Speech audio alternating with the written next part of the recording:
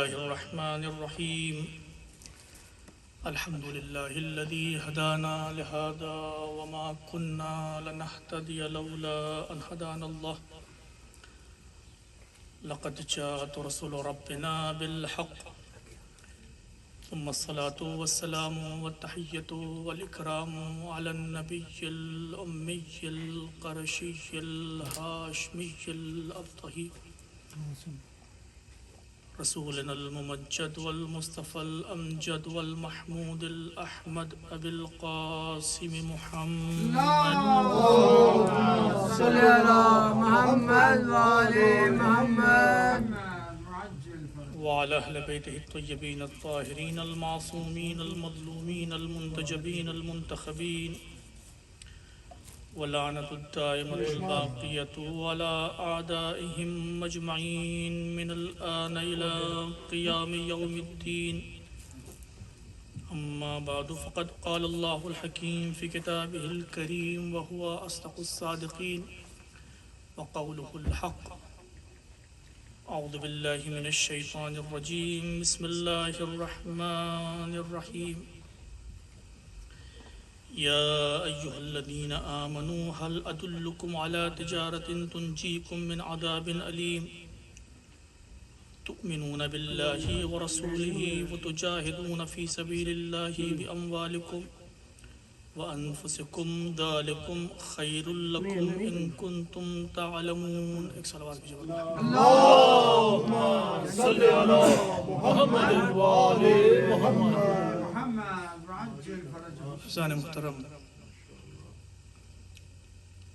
سب سے پہلے تو ہم آپ تمام حضرات کی خدمت میں اور اپنے وقت کے امام کی خدمت میں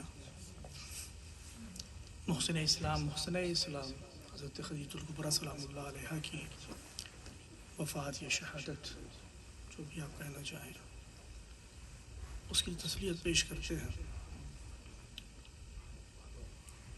جناب خدیجہ سلام اللہ علیہا ایک ایسی ذات کہ جس کے احسان کے بغیر دین اسلام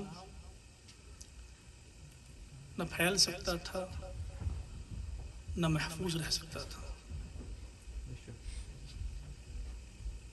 بڑی بات ہے یہ کہنا، چونکہ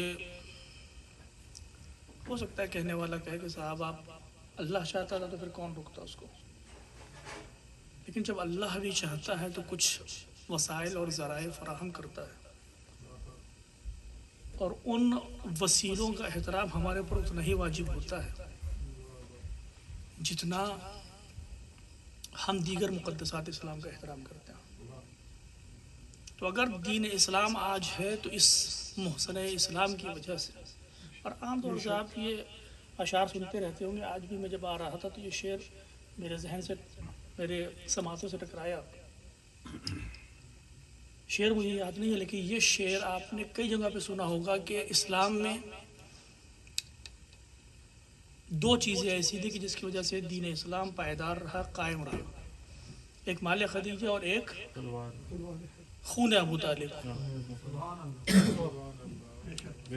تو اگر خون ابو طالب نہ ہوتا یا مال خدیجہ نہ ہوتا تو دین اسلام پروان نہیں چڑھ سکتا۔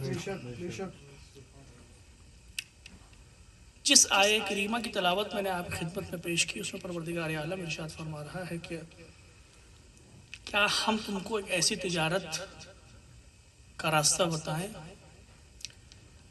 کہ جو تمہارے لیے مفید ہو، اور وہ تجارت کیا ہے؟ اور وہ تجارت ہے کہ تم اللہ پر ایمان لے آؤ، اس کے رسول پر ایمان لے آؤ، اور اللہ کی راہ میں جہاد کرو اپنے مال سے اور اپنے نفس کے ذریعے۔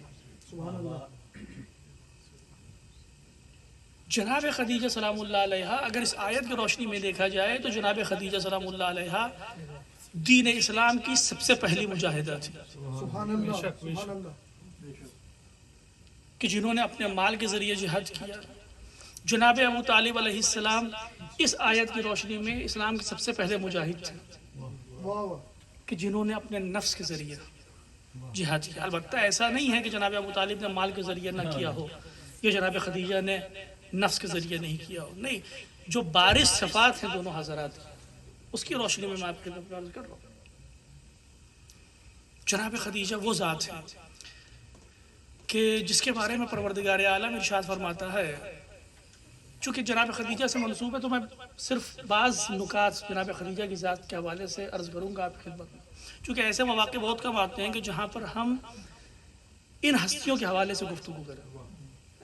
تو معلوم ہونا چاہیے کہ جناب خدیجہ کا مقام کیا ہے، مرتبہ کیوں؟ کیونکہ تاریخ میں بہت کچھ ایسی کوششیں ہوئیں کہ ان ہستیوں کا نام مٹا دیا جائے یا کم از کم رنگ کر کے ان کو پیش کیا جائے، ان کی اہمیت نہ بتائی جائے. آج لوگ ام المومنین کہتے ہیں، اچھی بات ہے بھئی. جب قرآن مجید نے ازواج رسول کو ام المومنین کہا ہے تو ان کو یاد کرنا ضروری ہے. لیکن جب ام المومنین کا تذکرہ ہوتا ہے تو وہ نام خدیجہ کا نام نہیں ہے جو سب سے پہلے ذہن میں آتا ہے، اور یہ خیانت ہے. کیونکہ بقول میرے استاد کے فرماتے تھے کہ ام المومنین ہو جانا آسان ہے لیکن ام المومنین بنے رہنا سخت ہے. کیونکہ ام المومنین ہو جانے کے لیے پیغمبر سے شادی کر لینا کافی ہے، لیکن ام المومنین بنے رہنے کے لیے اپنے کردار کو، اپنی سیرت کو اس مقام تک پہنچانا ضروری ہے کہ پیغمبر خود اس پر فخر کرتے ہوئے نظر. نعرہ حیدری. جناب خدیجہ سلام اللہ علیہ کا ایثار تھا کہ دین اسلام زندہ ہے. دیکھیں، ایثار ایک مسئلہ یہ ہوتا ہے کہ کبھی کبھی ہم الفاظ کے فرق کو سمجھ نہیں پاتے. ایثار اور انفاق میں فرق ہوتا ہے. انفاق بھی بہت اچھی چیز ہے. اگر انسان انفاق کرتا ہے تو مومنین کی پہچان ہے کہ انفاق کرے.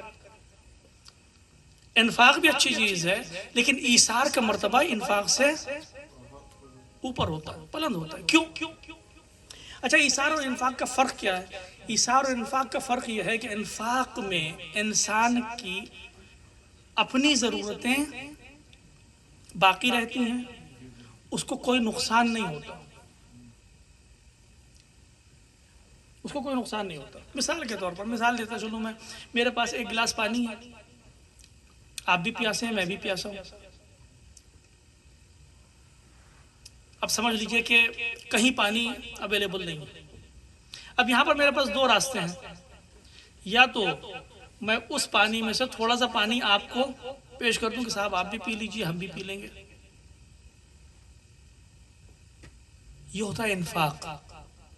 یعنی ہم نے اپنی ضرورت بھی پوری کی اور آپ کی بھی کسی حد تک ضرورت پوری کر لی، چاہے ایک گھونٹ پانی آپ کو دیا. لیکن ایثار کا مطلب یہ ہوتا ہے کہ ایثار میں ہم یہ پورا گلاس پانی آپ کے حوالے کر دیتے ہیں کیونکہ ہم آپ کو اپنے سے بہتر سمجھتے ہیں، ہم اپنے نفس پر آپ کو مقدم رکھتے ہیں. تو جب ایثار کی منزل آتی ہے تو انسان پھر اپنے بارے میں نہیں سوچتا، صرف سامنے والے کے بارے میں سوچتا ہے. خدیجہ نے اپنا مال دے کر انفاق نہیں کیا تھا. اگر انفاق کیا ہوتا تو کچھ پیغمبر کو دے دیتی، کچھ اپنے پاس رکھ لیتی. لیکن تاریخ کیا کہتی ہے؟ تاریخ یہ کہتی ہے کہ جیسے ہی جناب خدیجہ سلام اللہ علیہ پیغمبر اسلام کے گھر میں تشریف لاتی ہیں اور جیسے ہی پیغمبر اسلام کی خدمت میں آتی ہیں ایک صندوقچہ اپنے ساتھ لے کر آتی ہیں. اب لوگوں کی نگاہیں ہیں کہ خدیجہ کیا لے کر آئی ہیں. شادی کے بعد آج ہم بھی پوچھتے ہیں کہ جہیز میں کیا ملا. جناب خدیجہ سلام اللہ علیہ پیغمبر اسلام کی خدمت میں جاتی ہیں، وہ صندوق کھول دیتی ہیں، کہتی ہے یا رسول اللہ، یہ وہ تمام چابیاں ہیں جو میرے خزانوں کی.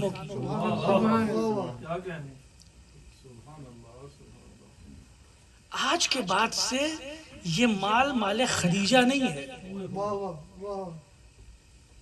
توجہ آپ یہ اب آپ آج سے یہ نہ شروع کر دیے گا کہ بھائی مہر فاطمی دیتے ہیں تو خدیجہ کے جہیز بھی لے کر آؤ. وہ خدیجہ تھی اور رسول اللہ تھے، وہ تمام چابیاں لے کر آ جاتی. اور جناب خدیجہ سلام اللہ علیہ کو ایسا نہیں ہے کہ ایک معمولی شخصیت رہی ہوں. ہاں بھائی پیسے والی تھی، اچھی گاڑی گھوڑا تھا ان کے پاس، نہیں. ملکۃ العرب تھی، ملکہ عرب. تاریخ کہتی ہے کہ تقریباً آپ تصور کیجئے، تاریخ کہتی ہے کہ جناب خدیجہ کے اموال کو منتقل کرنے کے لیے ایک جگہ سے دوسری جگہ جو تجارت ہوتی تھی ان کی، تاریخ میں 700 اونٹوں سے لے کر 70,000 اونٹوں تک کا تذکرہ ہے. آپ یہ سوچیں کسی کے پاس 700، ہم 70,000 تک نہیں پہنچے، 700 آپس گاڑیاں ہوں آج. سوچ کے مزہ آیا نہیں؟ لیکن ایک حسرت، جناب خدیجہ ملکۃ العرب، اور ملکۃ العرب کا لقب پیغمبر اسلام نے تو نہیں دیا، دورہ جاہلیت میں ملا ہے جناب خدیجہ کو لقب عرب کی ملکہ. یعنی اتنا پیسہ تھا کہ لوگوں کے دلوں میں یہ حسرت تھی کہ خدیجہ کے لیے کام کریں. 700 اونٹوں سے مال ادھر سے ادھر ہوتا تھا، 700 اونٹوں سے. اب اونٹ کی اس وقت اہمیت آج کی گاڑی سے زیادہ ہے، آپ یہ سمجھ لیجیے. اونٹ لوگوں کے پاس نہیں ہوا کرتا تھا. اور ملکۃ العرب کیوں تھی؟ کیونکہ اتنا پیسہ ہونے کے ساتھ ساتھ دل بادشاہوں والا تھا. غریبوں کی، مسکینوں کی، کوئی بھی در خدیجہ پر آ کے خالی ہاتھ واپس نہیں جاتا تھا. اور شاید اسی لیے پیغمبر اسلام سے ازدواج ہوا، کیونکہ خدیجہ میں وہی خصلتیں پائی جاتی تھیں کہ جو اہل بیت اطہار کی خصلتیں ہیں. کوئی بھی در خدیجہ پر آ جائے خالی ہاتھ واپس نہیں جاتا، اسی طرح سے کوئی بھی در اہل بیت پر آ جائے. تو سلسلہ وہاں سے شروع. ملکۃ العرب تھی. اور رسول کی، پیغمبر اسلام کی جو اجتماعی اور سوشل آپ حیثیت دیکھیے گا اس ٹائم. ٹھیک ہے پیغمبر اسلام ہم مانتے ہیں، ہمارا عقیدہ ہے کہ پیغمبر اسلام بچپن سے نبی تھے، لائق احترام تھے، اپنے دین کے اوپر تھے، سب کچھ مانتے ہیں. لیکن اجتماعی اعتبار سے پیغمبر اسلام ایک غریب خاندان سے تعلق رکھتے تھے، ایک غریب انسان تھا کہ جو جناب خدیجہ کے لیے کاروبار کرنے کے لیے شام بھی تشریف لے کر گئے. لیکن اس کے باوجود جناب خدیجہ پیغمبر اسلام کی خدمت میں آتی ہیں. کیوں؟ اس وجہ سے نہیں کہ پیغمبر اسلام کا صرف نام سن لیا تھا. اس ٹائم تو پیغمبر اسلام کا کوئی نام بھی نہیں تھا. ہاں ایک سچا انسان، ایک سچا جوان ہے جو ہمیشہ سچ بولتا ہے. نبی تو نہیں تھے، حاکم تو نہیں تھے، پیسہ تو ان کے پاس نہیں تھا، فوجیں نہیں تھی. ایک غریب انسان تھے، بس ایک سچے انسان تھے. امین کہا کرتے تھے، امین کہا کرتے تھے. اب اگر آپ آج کے زمانے میں تصور کریں تو کون سا ایسی خاتون ہوگی کہ جس کے پاس اتنا پیسہ ہو، یا کون سا ایسا مرد ہوگا کہ جس کے پاس اتنا پیسہ ہو اور وہ آ کر کسی ایسے انسان سے شادی کر لے جو صرف امین ہو، جو صادق ہو. نہ جانے یہاں کتنے سچے پیدا ہو جائیں گے اگر ایسی عورت ملتی ہو. لیکن یہ در واقع فضیلت خدیجہ کبریٰ ہے. یہ وہی صفت ہے جو جناب خدیجہ کو تمام امہات مومنین سے الگ کرتی ہے. کیونکہ خدیجہ صرف ایک سچے انسان کی تلاش میں نہیں تھی. سچے انسان بہت مل جاتے ہیں، بلکہ خدیجہ، روایتیں کہتی ہیں کہ جناب خدیجہ پیغمبر اسلام کے آنے سے پہلے پیغمبر اسلام کے حوالے سے گفتگو کیا کرتی تھی. علماء نصارے سے پوچھا کرتی تھی کہ وہ آخری نبی آ رہا ہے تو کب آئے گا. تو جناب خدیجہ نے اگر پیغمبر اسلام سے شادی کی ہے صرف اس وجہ سے نہیں کی ہے کہ وہ امین تھے، بلکہ پیغمبر اسلام کو پہچان چکی تھیں کہ آج سے اتنے سالوں کے بعد یہی انسان پیغمبر اسلام بنے گا. یہ معرفت خدیجہ تھی، یہ خدیجہ کی معرفت تھی کہ جانتی تھی کہ کس کے پاس جا رہی ہیں، جانتی نہیں کہ کس سے شادی کرنا چاہتی ہیں. اب اگر آپ دیکھ لیجئے پیغمبر اسلام کی ایک اور مسئلہ جو کھڑا ہوتا ہے وہ کہ جناب خدیجہ کی عمر کیا تھی اور 40 سال اور 42 سال، وہ سب اپنی جگہ پہ نہ ہم مانتے ہیں۔ ابھی کل کی مجلس میں نے عرض کیا کہ اس کے والد صاحب والد بزرگ وہاں پر موجود تھے دیکھنے کے لیے کہ خدیجہ کب پیدا ہوئے تھے۔ آپ تاریخ اسلام کے بارے میں بہت سی روایتیں مختلف ہیں، ہمارے پاس 2 3 روایتیں موجود ہیں ایک ایک تاریخ کے حوالے سے۔ تو یہ صرف ایک پروپیگنڈا ہے کہ جناب خدیجہ 40 سال کی تھی۔ ہمارے علماء نہ مانتے ہیں اس بات کو، نہ ہم تسلیم کرتے ہیں۔ ہمارا کہنا یہ ہے کہ 25 سال، کچھ روایتیں 27 سال 28 سال، اس سے زیادہ عمر نہیں تھی۔ پیغمبر اسلام کی عمر بھی تقریباً 25 سال تھی۔ اگر آپ دیکھیں تو جناب خدیجہ سلام اللہ علیہ نے جب پیغمبر اسلام سے شادی کی تو کب شادی کی پیغمبر اسلام سے؟ بعثت سے 15 سال پہلے، بعثت سے 15 سال پہلے، یعنی بھی رسول ہوئے نہیں ہیں، شادی کے 15 سال کے بعد رسول ہوں گے۔ ٹھیک ہے،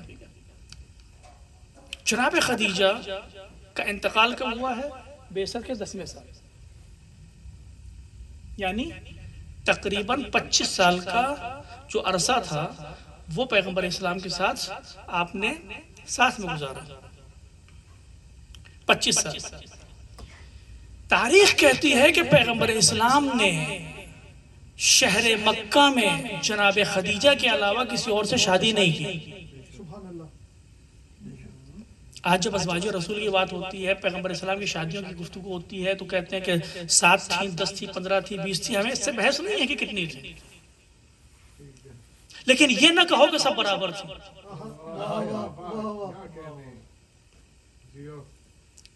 اگر تم اس عنوان سے دیکھ رہے ہو کہ بیوی کون تھی، شریک حیات کون تھی، ہم و غم کی ساتھی کون تھی، تو یہ دیکھو کہ پیغمبر اسلام نے شہر مکہ میں صرف ایک شادی کی جب پیغمبر اسلام کی عمر 25 سال تھی، جو شادی کی عمر ہوتی ہے، اور سن 10 بعثت تک جب جناب خدیجہ کی وفات ہوئی، یعنی تقریباً 25 سال جناب خدیجہ اکیلی ہمسر تھی پیغمبر اسلام کی۔ اور اس کے بعد پیغمبر اسلام کتنے سال رہے اور مکے میں؟ 3 سال، 13 سال مکے میں قیام تھا، تو ان 13 سالوں میں سے 10 سال تو جناب خدیجہ کے ساتھ تھے۔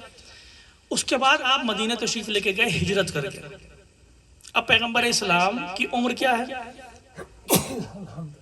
40 سال کی عمر میں نبی ہوئے، 13 سال مکے میں رہے، 53 سال، 10 سال مدینہ کے، 53 سال کی عمر میں جب پیغمبر اسلام ہجرت کر کے مدینہ تشریف لے کے گئے ہیں تو پیغمبر اسلام کی زندگی میں سوائے خدیجہ کے کوئی نہیں آیا تھا۔ اب پیغمبر اسلام کی جتنی شادیاں ہوئی ہیں وہ سب کی سب اس 10 سال کے عرصے میں ہوئی ہیں کہ جو آپ مدینہ میں تشریف فرما تھے۔ اب چاہے جس سے بھی ہوئی بحث نہیں۔ اب اگر تم صاحب عقل ہو تو سمجھ جاؤ گے کہ بیوی کون تھی اور مصلحت کی شادیاں کون سی تھیں۔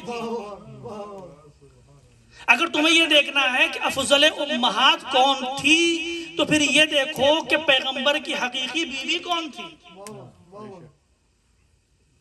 پتہ چل جائے گا۔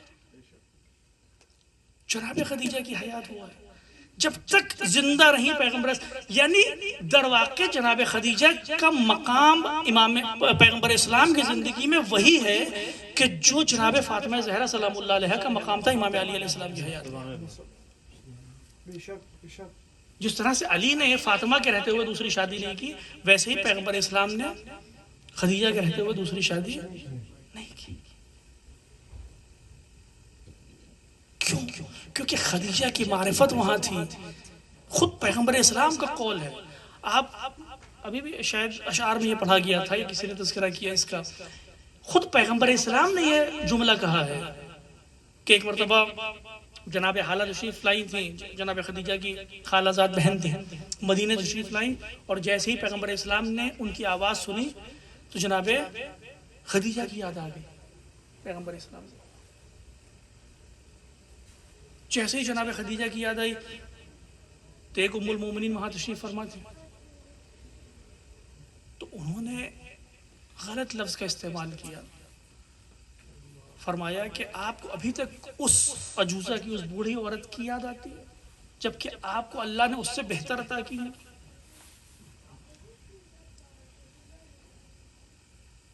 پیغمبر اسلام رنجیدہ ہو گئے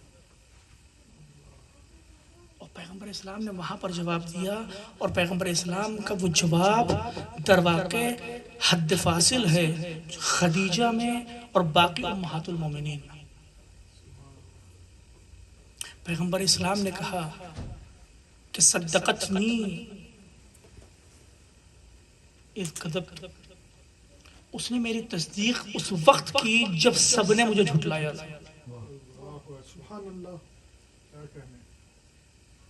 وہ آمنت بھی اذ کفرت، اور وہ اس وقت میرے اوپر ایمان لے کر آئی تھی کہ جب سب کافر تھے۔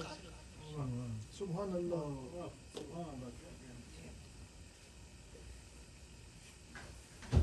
تو خدیجہ وہ ذات ہے کہ اس وقت تصدیق کی پیغمبر اسلام کی جب کوئی تصدیق کرنے والا موجود نہیں تھا، اس وقت ایمان لے کر آئے کہ جب کوئی ایمان لانے والا موجود نہیں تھا۔ ہم کیا کہتے ہیں، تمام مسلمان اس بات پر متفق ہیں کہ پیغمبر اسلام نماز پڑھا کرتے تھے اور ساتھ میں کون ہوتا تھا؟ بی بی خدیجہ اور مولا علی علیہ السلام۔ اچھا، اب ہم اور آپ یہ مانتے ہیں کہ علی پیدائش سے لے کر امام تھے، معصوم تھے۔ بے شک، بے شک، لوگ پوچھتے ہیں کہ کلمہ پڑھا کہ نہیں پڑھا؟ صحابۃ تاریخ کہتی ہے کہ قرآن پڑھ لیا تھا جو ابھی نازل بھی نہیں ہوا تھا۔ سبحان اللہ، لیکن اگر علی امام معصوم ہیں تو یہ سوال ہی پیدا نہیں ہوتا کہ علی پہلے مسلمان تھے کہ نہیں تھے، کیونکہ علی کا اسلام کا کوئی معنی نہیں ہے۔ علی تو خود امام المسلمین بن کر پیدا ہوئے۔ بے شک، بے شک، تو اگر اس عنوان سے دیکھا جائے تو پیغمبر اسلام پر ایمان لانے والا پہلا فرد یا پہلی فرد سوائے جناب خدیجہ کے کوئی نہیں تھا، بے شک، کیونکہ علی تو مومن تھے، علی تو امیر المومنین تھے، علی تو مسلمان پیدا ہوئے تھے۔ سب سے پہلی ذات جو پیغمبر اسلام پر ایمان لائی وہ جناب خدیجہ سلام اللہ علیہ کی تھی۔ سبحان اللہ، اور ایمان کس طرح سے لے کر آئی اس آیت کے ذیل میں کہ اللہ پر بھی ایمان لے کر آئی، رسول پر بھی ایمان لے کر آئی، اور جہاد کیا اپنے مال کے ذریعے۔ اور کتنا خوبصورت جہاد، کتنا خوبصورت جہاد کہ پروردگار عالم نے اس کو شرف قبولیت عطا کیا۔ کیوں؟ کیونکہ خدیجہ اس وقت اسلام کی مدد کر رہی ہیں کہ جب کوئی مدد کرنے والا نہیں ہے۔ سبحان اللہ، اور شرف قبولیت کس طرح سے بخشا کہ پروردگار عالم اپنے حبیب سے ارشاد فرماتا ہے الم یجدک عائلا فاغنا، ہم نے آپ کو تنگ دست پایا تو آپ کو غنی نہیں بنایا۔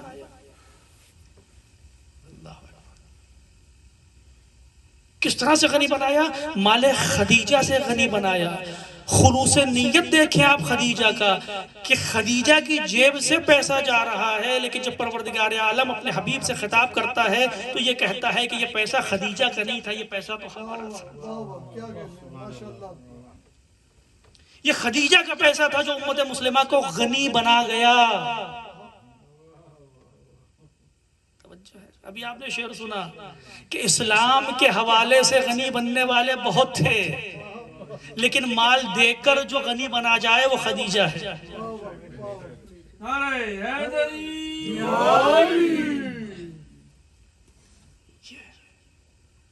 تو خلوص نیت کہاں پر ہے کہ خدیجہ کے مال کو پروردگار عالم اپنا مال کہہ رہا ہے۔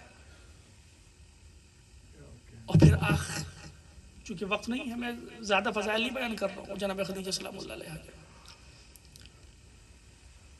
اسی خلوص نیت کا۔ اب جب جہاد کرتا ہے، ظاہر سی بات ہے اللہ حکیم ہے، علیم ہے، قادر مطلق ہے، تو ظاہر سی بات ہے اس نے کہا کہ تم میری عبادت کرو، ہم تمہیں اس کا اجر عطا کریں گے۔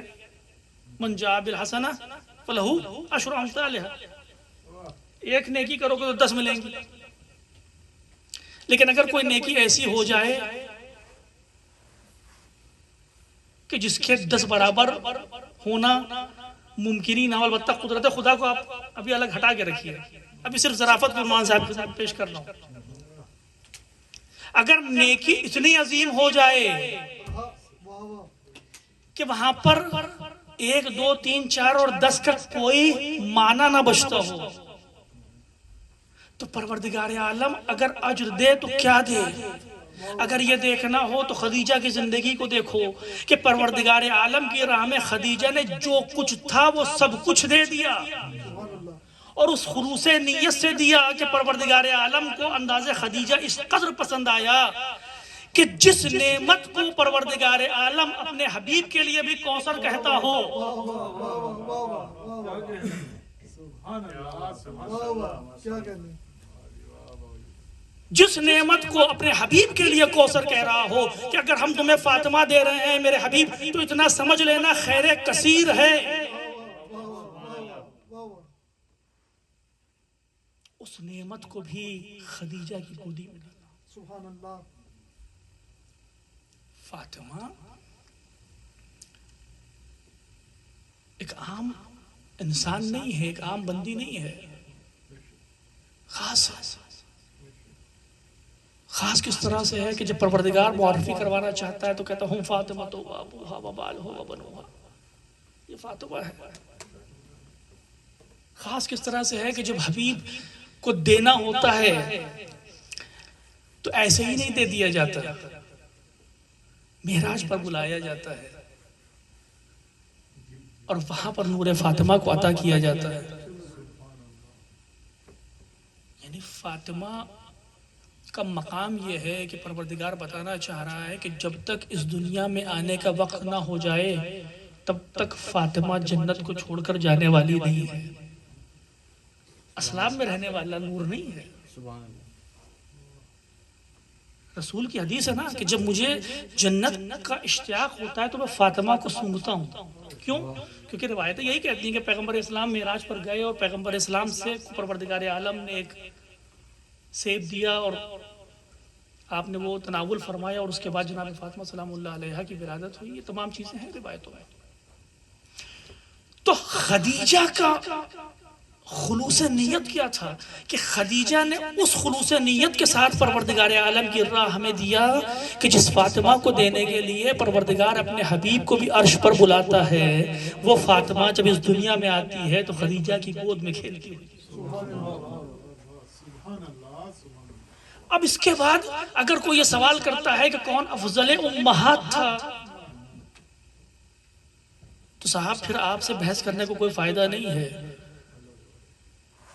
صرف یہ دیکھ لو کہ اگر کسی اور کے پاس فاطمہ جیسی بیٹی ہو، فاطمہ جیسی بیٹی کیا پروردگار عالم نے صرف ایک ہی بیٹی عطا کی پیغمبر اسلام کو،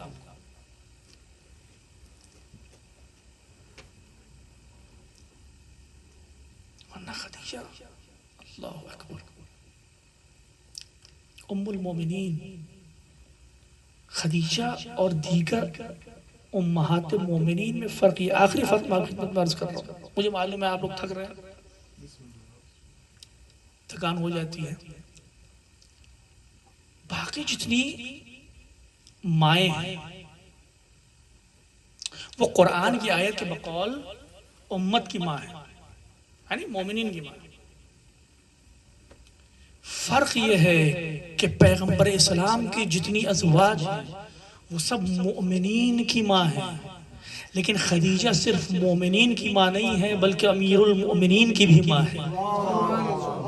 سبحان اللہ نعرہ حیدری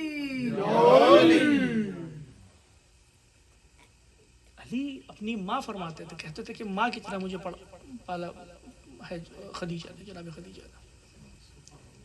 اللہ کے بھی نظام ہے، علی کی ماں رسول کو پال رہی ہے اور رسول کی ہمسر علی کو ماں بن کے پال رہی ہے۔ اب اس سے بہتر اور کیا مثال ہوگی؟ نفسوں کا نفسی، دموں کا دمی، لحموں کا لحم،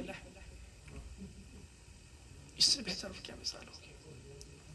تو خدیجہ کا مرتبہ وہ ہے کہ جس کا ہم اور آپ تصور نہیں کر سکتے۔ کل کی مجلس میں نے یہ بات عرض کی تھی، آج پھر آپ کی خدمت میں عرض کر دے رہا ہوں، کیونکہ ایک ایسی بات ہے، بہت جنرل بات ہے، لیکن اگر آپ کے ذہنوں میں یہ بات رہ گئی تو مقام خدیجہ کو آپ سمجھ جائیں گے۔ مقام خدیجہ کیا ہے کہ میں نے کیا عرض کیا آپ کی خدمت میں، خدیجہ صرف مومنین کی ماں نہیں ہے، امیر المومنین کی بھی ماں ہے۔ خدیجہ صرف امیر المومنین کی ماں نہیں ہے بلکہ تمام ائمہ اطہار کی ماں ہے۔ اور اس کی وجہ کیا ہے؟ اس کی وجہ یہ ہے کہ آپ جتنے زیارت نامے دیکھ لیجئے سب میں خدیجہ کا تذکرہ ملتا ہے۔ زیارت معصورہ جتنے آپ اٹھا لیجئے، امام حسین کی زیارت کرتے ہیں ابن خدیجۃ الکبریٰ، دعائے ندبہ پڑھتے ہیں امام زمانہ کے لیے ابن خدیجۃ الغراء، امام زمانہ کو جب یاد کرتے ہیں۔ خدیجہ وہ اکیلی غیر معصوم ہستی ہے کہ جب ہم ائمہ اطہار کا شجرہ بیان کرنا شروع کرتے ہیں تو اس شجرے میں جناب خدیجہ اکیلی غیر معصوم ہستی ہیں جو قرار پاتی ہیں۔ سبحان اللہ۔ جناب فاطمہ آتی ہیں کیونکہ معصومہ ہے، فاطمہ جیسی ماں کو کون فخر نہیں کرے گا؟ لیکن ائمہ اطہار کے جو دیگر مائیں ہیں وہ سب محترم ہیں، لیکن کسی بھی ماں کا تذکرہ کسی شجرے میں نہیں بیان ہوا۔ جب آپ زیارت پڑھتے ہیں نا، زیارت معصورہ، السلام علیکم ابن امیر المومنین، السلام علیکم ابن فاطمہ الزہرا، السلام علیکم ابن خدیجہ الکبریٰ، اس شجرے میں، اس زیارت معصورہ میں جناب خدیجہ سلام اللہ علیہ سبحان اللہ۔ اب اس سے بڑھ کر اور کیا عظمت ہوگی کہ جب معصوم اپنے آپ کو پہچانوانا چاہتا ہے تو خدیجہ کا نام لیتا ہے، سبحان اللہ۔ جب معصوم اپنا تعارف کرانا چاہتا ہے تو خدیجہ کا نام لیتا ہے۔ آپ سنتے رہتے ہیں کہ دربار یزید میں جب جناب سید سجاد نے خطبہ دیا وہاں پر بھی خدیجہ کا تذکرہ، کیوں؟ کہ ام المومنین ہے، پہچانوا رہے ہیں اپنے آپ کو کہ میں خدیجہ کی اولاد میں سے ہوں، کیونکہ سب کچھ لٹا دیا، ایثار، قربانی۔ خدیجہ نے صرف انفاق نہیں کیا ہے، خدیجہ نے ایثار کیا ہے، اور سب کچھ دینے کے بعد کبھی خدیجہ نے پیغمبر اسلام سے پوچھا نہیں اتنا مال و منال، اتنا پیسہ، پیغمبر اسلام سے کبھی پوچھا نہیں کہ آج ہمارے گھر میں کھانا کھانے کو روٹی نہیں ہے تو سارا پیسہ گیا کہاں؟ معرفت دیکھ رہے ہیں، پاس سے بات نکلتی جاتی ہے، مجلس لمبی ہوتی جائے گی، اس طرح سے کبھی نہیں پوچھا۔ فرق ہے عزیزان محترم ان اصحاب میں، ابن عباس ہمارے بھی محترم ہیں، علماء شیعہ کے نزدیک بھی، علماء اہل سنت میں بھی محترم ہیں، لیکن جناب ابن عباس بھی مولا کائنات سے یہ کہتے ہوئے نظر آتے ہیں کہ یا علی تھوڑا سیاست سے کام لو، تمہیں سیاست کرنا نہیں آتی۔ امام معصوم سے کیوں؟ کیونکہ ابن عباس کے نزدیک علی اس زمانے میں، البتہ یہ بحث کسی اور دن انشاءاللہ میں آپ کی خدمت پیش کروں گا، کہ لوگوں کے ذہن میں وہ امام کا وہ تصور نہیں تھا جو آج ہمارے درمیان میں، کہ امام کو غلطی نہیں کر سکتا، امام کی ہر کہیں بات حق ہے۔ بہت کم صحابی تھے کہ جو امام کو اس معرفت کے ساتھ پہچانتے تھے، اور وہ بہت کم صحابی، کوئی سلمان بن گیا، کوئی بوذر بن گیا، کوئی مقداد بن گیا، جنہوں نے پہچان لیا، جنہوں نے پہچان لیا۔ سلمان کا ہاتھ قبضہ شمشیر پر نہیں گئے، میں اس سے پہلے عرض کر چکا ہوں، کیوں؟ کیونکہ انہوں نے دیکھا علی کی رضا اس میں ہے، تو امام کو اس طرح سے نہیں پہچانتے تھے جس طرح سے ہم آج کتابوں کے ذریعے، مجلسوں کے ذریعے ہم سن کے پہچانتے ہیں۔ لیکن ابھی تو پیغمبر اسلام ابتدائی دور ہے، لیکن خدیجہ پیغمبر اسلام کو اس معرفت کے ساتھ پہچانتی ہیں کہ جس معرفت کا حق ہے۔ اسی لیے تو کبھی پوچھا نہیں کہ یا رسول اللہ کہاں چلا گیا سب کچھ، اتنا پیسہ لے کر آئی تھی میں۔ شادی شدہ افراد میرے بات کے درد کو سمجھتے ہوں گے، میرے پاپا نے اتنا بھیجا تھا، کہاں گیا؟ لیکن جناب خدیجہ نے کبھی ایسا نہیں کیا۔ یہ ہے معرفت خدیجہ، یہ ہے وہ صفت کی جو جناب خدیجہ کو تمام امہات المومنین سے الگ کر دی۔ ایک سلوات دیجئے محمد وآل محمد۔ اللہم صلی علی محمد وآل محمد۔ جب میں یہاں پر آتا ہوں تو میں مجلس کو عنوان سے نہیں پڑھتا ہوں، ایک ڈسکشن کی طرح سے پڑھتا ہوں، اسی لیے بالکل فیل فری کریں کہ جس کو کہیں جانا ہو اٹھ کے جا سکتا ہے، کوئی مشکل نہیں۔ ایک صلوات بھیجیے محمد۔ اللهم صل على محمد وآل محمد۔ یہ معرفت خدیجہ ہے۔ اللہ نے وہ معرفت پروردگار عالم نے وہ معرفت خدیجہ کو عطا کی، اور جناب خدیجہ نے بھی اس معرفت کو حاصل کرنے کے لیے زحمتیں اٹھائیں۔ یہ کل کی مجلس میں بھی عرض کیا تھا، آج بھی میں یہ پیغام دیتا چلوں آپ کو کہ جناب خدیجہ کی حیات در واقع ہمارے لیے نمونہ عمل ہے کہ ہمیں اگر اپنے وقت کے امام کا انتظار کرنا ہو تو کس طرح کرنا چاہیے، کیونکہ جناب خدیجہ نے اپنے وقت کے امام کا انتظار کیا تھا اور اس کا صلہ ان کو یہ ملا تھا۔ بس یہ خدیجہ کی حیات تھی، البتہ حیات تو نہیں، ایک چھوٹا سا گوشہ تھا، اور واقعاً مظلوم شخصیت نہیں ہے جناب خدیجہ کی شخصیت تاریخ اسلام میں، کہ وہ مقام و مرتبہ، وہ رتبہ نہیں دیا گیا کہ جس کی وہ مستحق تھیں، جس کے احسان کی وجہ سے آج اسلام زندہ ہو، آج اس کا کوئی نام لینے والا موجود نہ ہو، تو ظاہر سی بات ہے کہ یہ احسان فراموشی ہے۔ تاریخ کہتی ہے کہ جناب خدیجہ سلام اللہ علیہا کہ جب وفات کا وقت آیا، جب شیب ابی طالب سے باہر آئی، ان سختیوں سے باہر آئی، تو معلوم ہو گیا کہ اب رحلت کا وقت ہے، تو پیغمبر اسلام کو بلایا، فرمایا کہ دیکھیے میری کچھ وصیتیں ہیں۔ پیغمبر اسلام تشریف لاتے ہیں خدیجہ کے پاس، جناب خدیجہ کے پاس۔ جناب خدیجہ فرماتی ہیں کہ یا رسول اللہ، سب سے پہلے تو میری گزارش یہ ہے کہ اگر آپ کی شان میں کوئی گستاخی ہو گئی ہو تو مجھے معاف کیجیے گا۔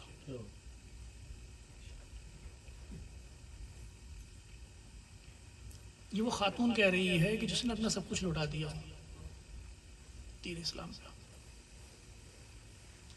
یا رسول اللہ، اگر آپ کی شان میں کوئی گستاخی ہو گئی تو مجھے معاف کیجیے گا۔ پیغمبر اسلام فرماتے ہیں خدیجہ ایسی بات نہیں ہے، تم نے حق ادا کیا۔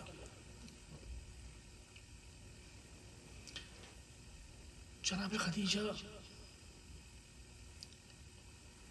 فرماتی ہیں کہ یا رسول اللہ ایک دوسری وصیت بھی ہے۔ فرماتے ہیں بتاؤ کیا بات ہے؟ جناب خدیجہ جناب فاطمہ زہرا سلام اللہ علیہا کا ہاتھ لے کر آگے بڑھتی، کہتی یا رسول اللہ، میرے جانے کا وقت آ گیا ہے، میرے جانے کے بعد یہ بچی یتیم ہو جائے گی، اس کا خیال رکھیے گا، کہیں ایسا نہ ہو کہ مدینے کی عورتیں، قریش کی عورتیں کوئی ایسی بات اس سے کہہ دے کہ جو اس کو ناگوار گزر جائے۔ پیغمبر اسلام فاطمہ کو سینے سے لگاتے ہیں، خدیجہ گھبراؤ نہیں فاطمہ، جب تک محمد اس دنیا میں ہے فاطمہ کا کوئی ایذا نہیں پہنچا سکتا۔ جناب خدیجہ فرماتی ہیں کہ یا رسول اللہ آخری اور تیسری وصیت یہ ہے میری۔ دیکھیں خدیجہ ملکۃ العرب تھی، لیکن اس کے باوجود یہ وصیت کس طرح سے پیغمبر اسلام سے کر رہی ہے، جانتی ہے پیغمبر کے پاس اب کچھ بچا نہیں ہے، کوئی شکوہ نہیں ہے خدیجہ کو پیغمبر اسلام سے، لیکن خدیجہ آج کے حالات جانتی ہیں پیغمبر اسلام کے پاس مال دنیا میں اب کچھ بچا نہیں، جو کچھ دیا تھا وہ پیغمبر اسلام خرچ کر چکے۔ فرماتی یا رسول اللہ، میری خواہش یہ ہے کہ مجھے دنیا کے کپڑے کا کفن نہ دیا جائے، بلکہ آپ کا وہ پیراہن کہ جب آپ نے وہ پیراہن زیب تن کیا تھا، جب آپ پر وحی نازل ہوئی تھی، وہ پیراہن مجھے دیا جائے۔